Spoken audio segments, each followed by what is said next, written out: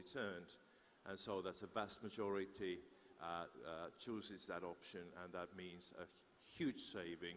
And I'm not sure that these kind of examples are also exportable. But what I do actually was very impressive on the Indian example is the sovereignty of these solutions. And this is something that we in Europe are increasingly now looking at. So we are looking at possibilities to build the so-called Euro stack, so we could have all the digital services from messaging all up to cloud services as sovereign European solutions, since we do not want to be dependent on certain vendors or certain countries, be they east or west.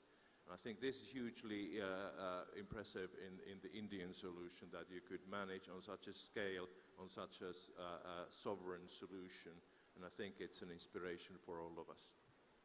Lord Kempsell, again, in United Kingdom, what are the big challenges you think in being able to successfully implement e-governance?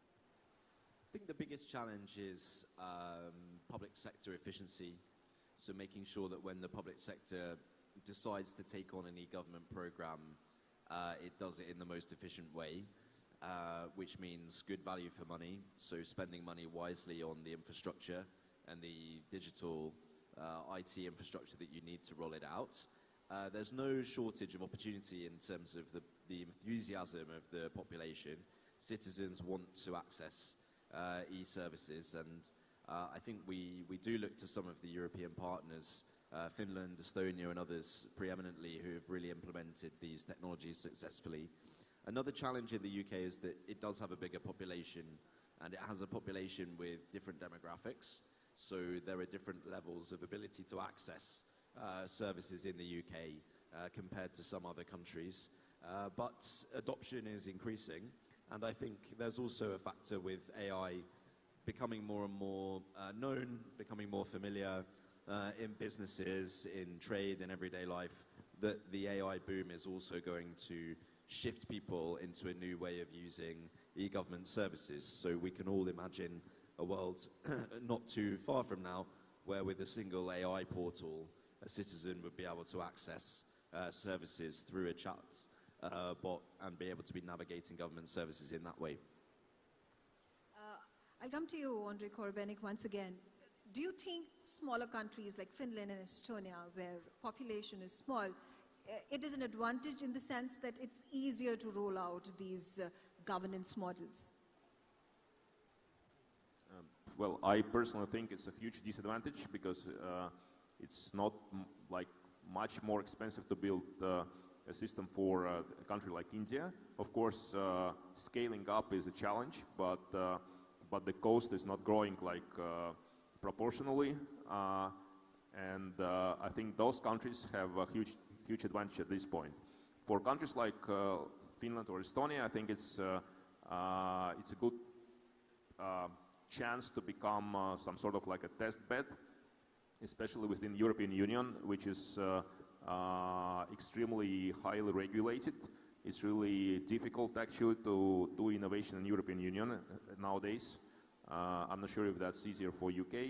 You know, you got away, but Europe has challenges, and making such small countries as a platform for testing new solutions with a bit, you know, easier regulation would be a good way. In India, I think it can be done maybe on like states level, but in Europe, countries have this chance. But otherwise, I think one advantage for a small country is that it's more unified.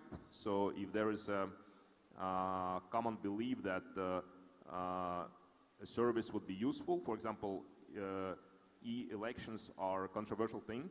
Not everyone, you know, believes in that.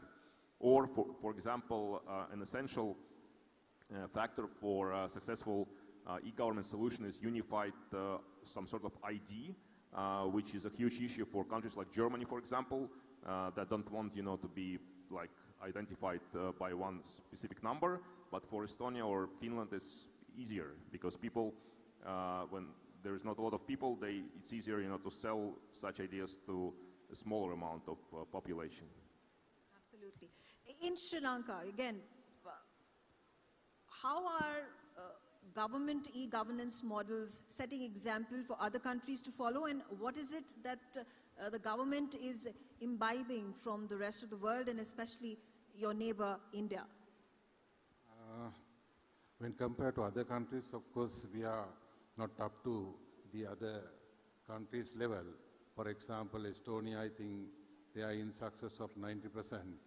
So our major problem, major challenges is there's a big gap about the knowledge, technology knowledge in our society. So actually we have to find a solution for that.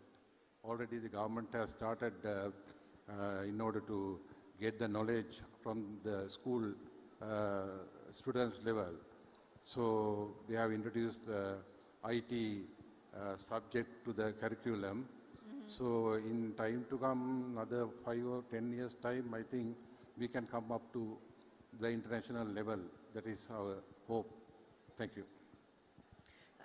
Tejashwi Surya, a quick question with regards to, all the examples that have been given by all these members of parliament from all the countries, whether in Europe or in the subcontinent. Talking about ease of living is something that is the end goal. Do you think India still has challenges to overcome? Well, see, ease of living is a concept that you do not achieve in one go. I mean, it is a process in continuum.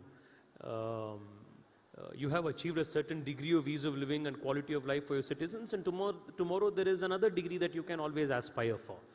One example I would like to give at this point is how the UPI transactions have been a game changer in so far as financial transactions for 1 billion people.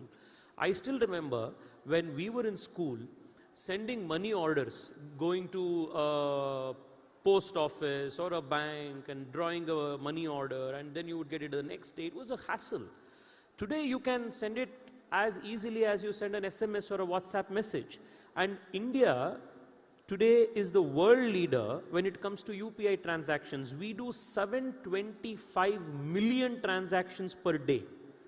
And this is across our challenging and diverse demography, both in terms of our geographical diversity as well as the socio-economic diversity that we have in the country. So I think the aspiration of increasing the ease of living of our citizens, better quality of life for our citizens, is a constant everyday exercise. We keep achieving newer peaks and climbing newer heights every day. So there's no summit as such to this endeavor.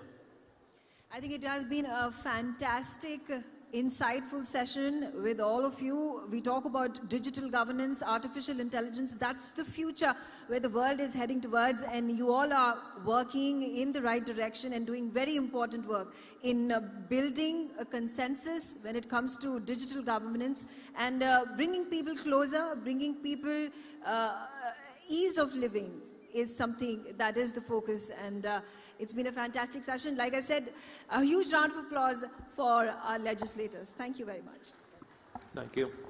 Thank you very much. What a treat it was to have the members of parliament from all over the world sitting here and discussing what has been a remarkable story here in India on digital governance. And staying on topic, let me invite on the NXT podium Mr. S.K. Pandey, Deputy Director General of the Aadhaar Services Division of the NIC, that is one of the fulcrum agencies that has made all of this possible. He's joined by Professor Omar Bezbez. He's Director AI and Business Initiative